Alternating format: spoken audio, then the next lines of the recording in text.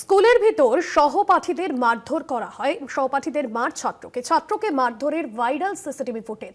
হাওড়ার বাল্টিকুড়ি একটি স্কুলের ঘটনা। আহত ছাত্র হাসপাতালে চিকিৎসাধীন বলে জানা গিয়েছে। স্কুলের ভিতরে সহপাঠীদের মারধর সহপাঠীদের মারধরের যে ভিডিও, সেই ভিডিও ইতিমধ্যেই সামনে এসেছে।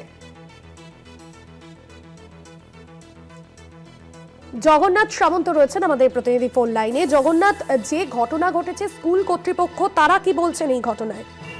দেখো, স্কুল কর্তৃপক্ষ পুরো বিষয়টাই খতিয়ে দেখছে। কেন সিসিটিভি ফুটেজে মারধরের চিত্র ফুটে উঠেছে, স্কুলের ভেতর সহপাঠীকে মারধর এবং সেই মারধরের ছবি সিসিটিভি ফুটেজ যেটা পাওয়া গেছে তা ভাইরাল হয়েছে।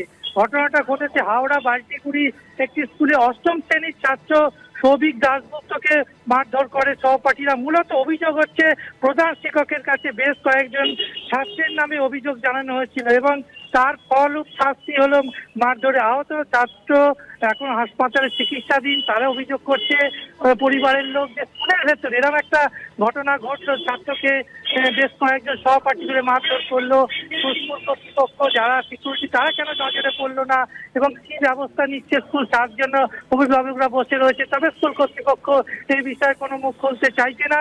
তবে চিকিৎসাধীন ছাত্রের বক্তব্য একদম অভিযোগ করা, অর্থাৎ প্রধান শিক্ষককে সহপাঠী নামে অভিযোগ করার জন্যই তাকে মারধরে নেবে এবং বেশ কয়েকজন ছাত্র মারছে। সেই সিসিটিভি ফুটেজেও পুরো বিষয়টা স্কুল কর্তৃপক্ষ খতিয়ে দেখছে। ধন্যবাদ জানাবো জগন্নাথ।